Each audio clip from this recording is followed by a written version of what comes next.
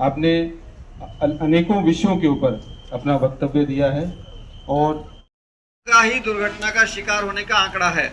और वो जो 65% है उसमें से भी लगभग 60% वो हैं जो बाइक टू व्हीलर पर चलने वाले ही हैं, नौजवान ही हैं जो मरने वाले हैं। इसीलिए हेलमेट का, सीट बेल्ट का और मोबाइल का, तीनों का ध्यान दिलाया जाता है। कार द्वारा यात्रा करें तो आपको सीट बेल्ट पहननी है, टू व्हीलर पे जा रहे हैं तो हेलमेट पहनना है, और मोबाइल का प्रयोग करते हुए कोई वाहन नहीं चलाना है। वो इसीलिए सिखाया जाता है क्योंकि आपकी ज़िंदगी बेशकीमती है। जो आज का प्रोग्राम रखा है, यात्री कृपया ध्यान दीजिए जी क्योंकि इस संसार में हम सब यात्री हैं। जी ये स्पिरिचुअलिटी की बात है। दुनिया में तो वैसे ही बस में, ट्रेन में कहते हैं यात्री जरा ध्यान दीजिए, लेकिन हम सब ही इस संसार में यात्री हैं।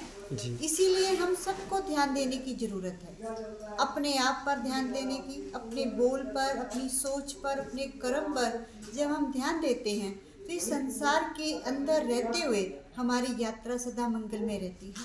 इस उपलक्ष्य में हम ये प्रोग्राम रखा है कि सभी सचेत हो जाएं, अवेयरनेस आ जाए और खुद अपने आप को यात्री समझें, तो हमारे जीवन में परिवर्तन आएगा, तो समाज में परिवर्तन आएगा, तो विश्व में परिवर्तन आएगा, विश्व में पीस स्थापित हो सकती है। तो आज की जो नवी युवा पीढ़ी नशे को लेकर बहुत ज़्यादा बढ़ावा दे, उनको क्या मैसेज करना चाहोगे, क्या कुछ कहना चाहोगे?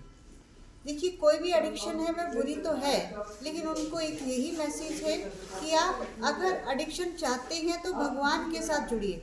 भगवान की एडिक्शन होनी चाहिए, उसकी याद की एडिक्शन होनी चाहिए, उसके साथ जुड़े रहना चाहिए, उससे सर्व संबंध जोड़े, ताकि हमारे संसार में जो नशे हैं वो एडिक्शन हमारी ख़त्म हो जाए। कहना चाहोगे आज का जो प्रोग्राम रखा गया? ब्रह्मा कुमारीज की अलग अलग विंग्स हैं, जैसे यूथ विंग है या एजुकेशन विंग है, पॉलिटिशियन विंग है, ऐसे ही ट्रांसपोर्ट एंड ट्रैवल विंग है।